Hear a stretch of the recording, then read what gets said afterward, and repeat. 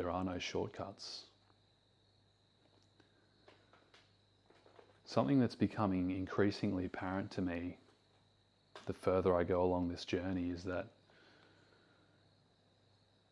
I can't rush any of this. I tried to rush building my body, and I reached a point where I started to injure myself. I tried to rush getting rich, and I ended up getting into debt. I tried to rush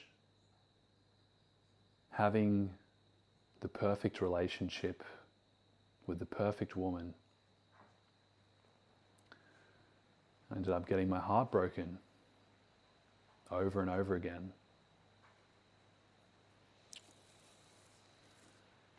What I'm realizing is that the more you let go of this craving for instant gratification, the more you simply live with reality the way it is, accept it the way it is, stop trying to run from discomfort in whatever form.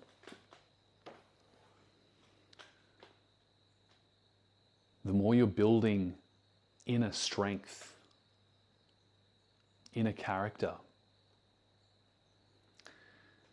And incidentally, it's only this character, this ability to make the right choice, no matter how tricky the situation happens to be.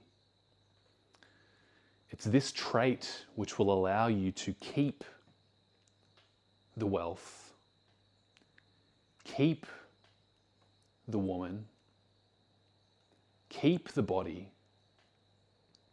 when you finally get it. This is the value of going through this grueling, usually slow, painful process of being stripped back, picked clean of all of the self-serving, negative, lower vibration habits, attitudes. That's the whole point of the journey, so that when you finally receive the blessings, you can actually handle them.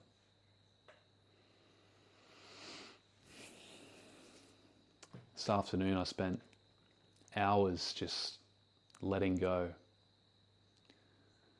It's like I'm every day waking up more and more from the dream, the foggy haze that I've been living in of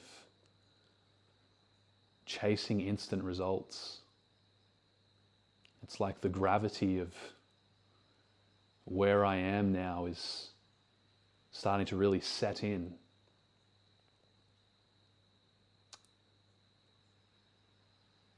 Very sobering. But the truth sets you free.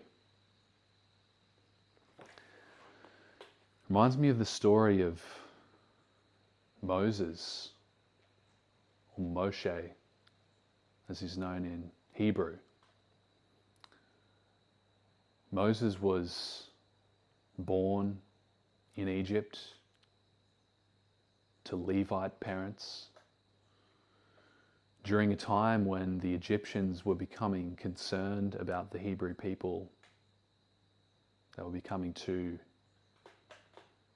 multiplied, too many of them in their land. Now the Egyptians had kept the Hebrews, the Israelites, as slaves for generations, since the time that they'd come into that land through their forefathers, led by Joseph, the dreamer. But over many generations, they'd become slaves, and now the Egyptians were getting worried that they were getting too plentiful. Too many of them were breeding. And the Pharaoh sent out a decree that any male child must be killed.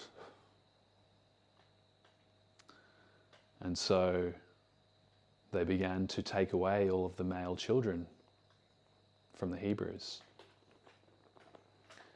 Now, one of them escaped. His mother put him in a basket, daubed with pitch, reminiscent of the Ark story. Got a continuation of many different themes in the Bible. And she pushed him down the river, down the Nile. And he floated, this young Hebrew boy, all the way to the Pharaoh's palace, where the Pharaoh's daughter saw him in the Nile, pulled him out. And there was an instant connection. She could see this was a Hebrew child. And so she said to her maid, "Go and find his mother, wean him, and then bring him back to me." And so she did. And so Pharaoh's daughter named the child Moshe, which means drawn out of the water. Now, Moses, as we know him, grew up in the Pharaoh's palace. Essentially, he was a prince, an Egyptian prince, born of a Hebrew woman, raised in Pharaoh's court. Now, one day, Moses was walking amongst the Hebrew people as they were building these huge edifices for Pharaoh. And he saw an Egyptian taskmaster beating a Hebrew man, flogging him mercilessly. And so it says Moses looked this way and that, and seeing that no one was around, he struck the Egyptian man and killed him and hid his body. Now the next day, Moses is again walking amongst the Hebrew people, and he sees two of them fighting each other. And he says to them, "Stop fighting. Don't you know that you're brothers?" One of the Hebrew men turns to him and says, "What? Are you going to kill me like you killed the Egyptian?" Moses says to himself, "Surely this thing is known. Someone's discovered what I've done." And so he flees Egypt, flees into the desert, comes to a land called Midian. Now, in this desert land, he comes across a well. And as he's helping himself to some water, some shepherd women come along, the 7 daughters of the priest.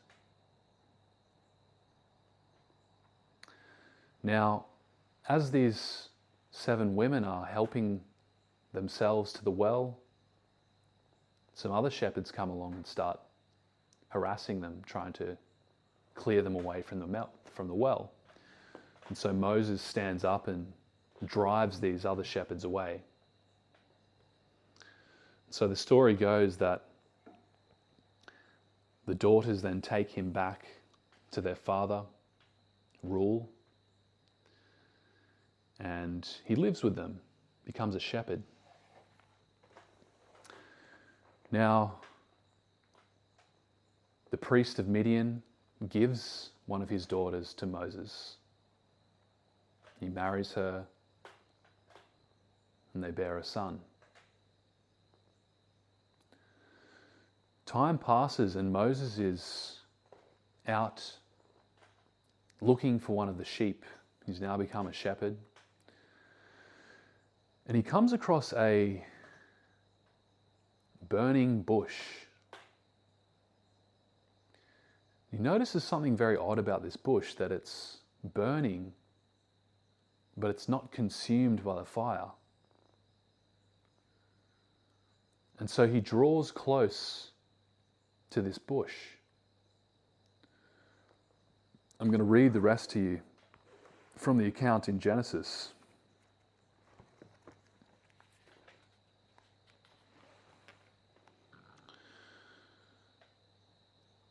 So then, when the Lord saw that Moses turned aside to look, God called to him from the midst of the bush and said, "Moses, Moses." And he said, "Here I am." Then he said, "Do not draw near this place. Take your sandals off your feet, for the place where you stand is holy ground." Moreover, he said, "I am the God of your father, the God of Abraham, the God of Isaac, and the God of Jacob." And Moses hid his face, for he was afraid to look upon God. And the Lord said, "I have surely seen the oppression of my people who are in Egypt, and have heard their cry because of their taskmasters, for I know their sorrows. So I have come down to deliver them out of the hand of the Egyptians, and to bring them up from that land to a good and large land, to a land flowing with milk and honey. Now therefore, behold, the cry of the children of Israel has come to me, and I have also seen the oppression with which the Egyptians oppress them. Come now, therefore, and I will send you to Pharaoh, that you may bring my people, the children of Israel, out of Egypt." But Moses said to God, "Who am I that I should go to Pharaoh, and that I should bring the children of Israel out of Egypt?" So he said, "I will certainly be with you, and this shall be a sign to you that I have sent you. When you've brought the people out of Egypt, you shall serve God on this mountain."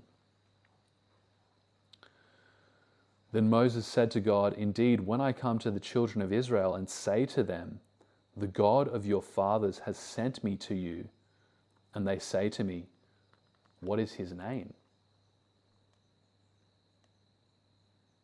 What shall I say to them?" And God said to Moses, "I am who I am." And he said, "Thus you shall say to the children of Israel, 'I am has sent you.'" Then they shall heed your voice, and you shall come, you and the elders of Israel, to the king of Egypt, and say to him, "The Lord God of the Hebrews has met with us. Now please let us go into the wilderness, that we may sacrifice to the Lord our God." But I say that the king of Egypt will not let you go, not even by a mighty hand. So I will stretch out my hand and strike Egypt with all my wonders, and after that he will let you go. And I will give this people favor in the sight of the Egyptians, and it shall be, when you go, you will not go empty-handed.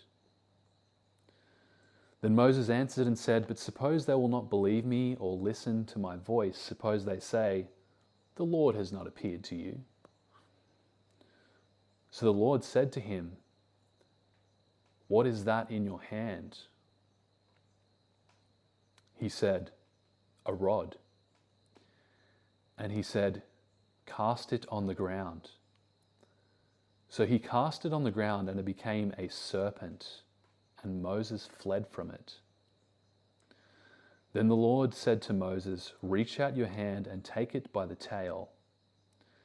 And he reached out his hand and caught it, and it became a rod in his hand, that they may believe that the Lord God of their fathers, the God of Abraham, Isaac, and Jacob, has appeared to you.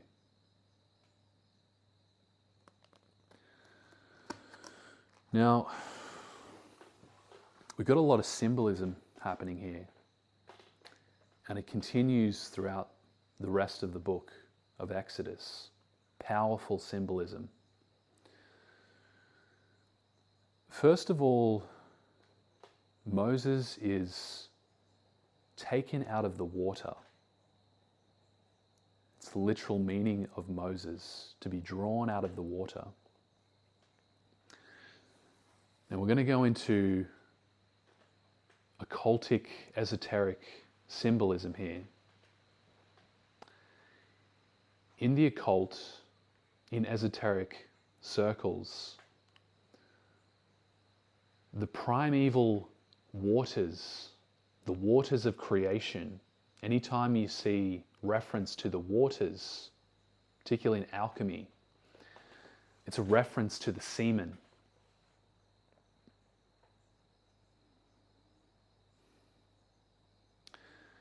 What we're seeing here is an initiation process.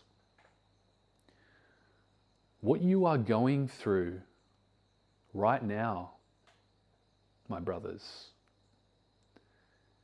is an initiation process. You are being self-born. You are being born in the chalice of your own skull, as Neville Goddard describes in his work. You are being raised up out of the waters of your own creative essence into Zion, a word which is based on the same root word, ion. Now, Moses tries to fulfill his purpose by force. He knows that he's Hebrew. He knows that he has been put into Pharaoh's court for a purpose. And Pharaoh and Egypt is representation of the material world, living according to the senses. But the Hebrews symbolize God's people, the people born of spirit, who are promised the promised land, enlightenment, awakening, true being. So Moses has been taken into Pharaoh's household. He knows that he's Hebrew. He knows that his purpose is to liberate his people. And so he tries to take it by force. He kills an Egyptian man on a whim. He tries to take a shortcut. He tries to enforce his will on the material world without being guided by spirit.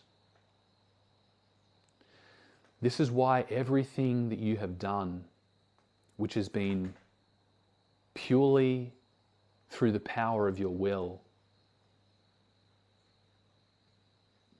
has come to nothing. Even if you've achieved results in your body, in your finances, in your relationship, those results will come to nothing if you don't learn to live from your spirit. Now Moses has to learn this, and he takes a fall from being one of the highest people in Egypt, one of the most powerful people, wealthy, living in Pharaoh's house, to now wandering through the desert, becoming a shepherd, unknown. And he goes through this humbling process. This is the process of having those comforts stripped away, having those vices stripped away, letting go of lust, letting go of instant gratification. The desert is a symbol of a period of suffering.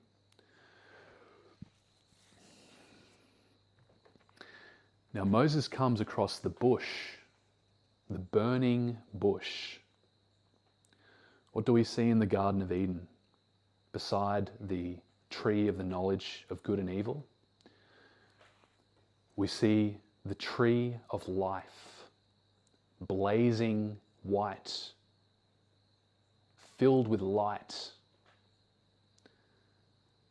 This is a parallel of the burning bush, which holds the presence of God, accessed only through this process of internal alchemy, through this process of being stripped back, stripped bare. And so Moses encounters the tree of life within himself while he's in the desert. And in the midst of the tree of life is the presence of God. Now, God reveals to him his true purpose: to liberate his people, to bring them out of the material matrix simulation enslavement to a land flowing with milk and honey. This is also symbolism, reference to the awakening of the higher centers, which is said to flow with milk and honey, symbols of bliss and abundance. And Moses asks for a sign. How can I prove that I've been sent here to liberate you, to liberate God's people? And the presence of God says, what is in your hand? The rod.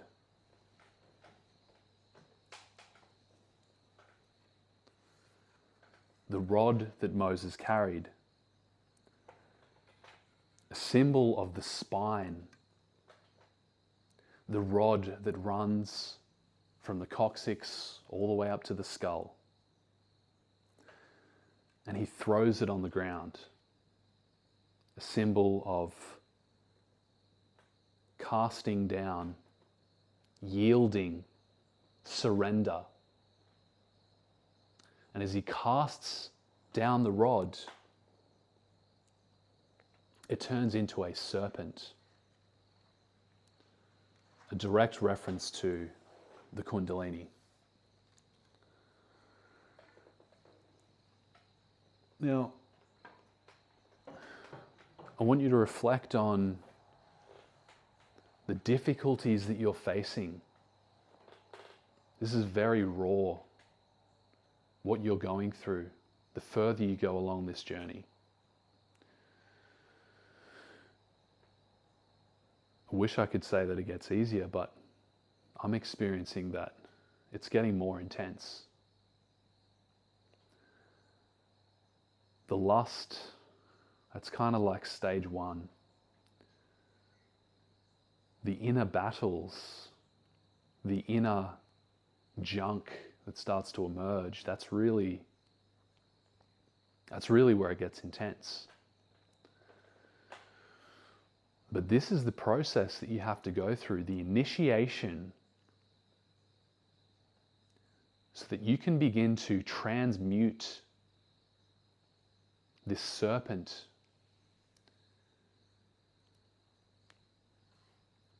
into the presence of God.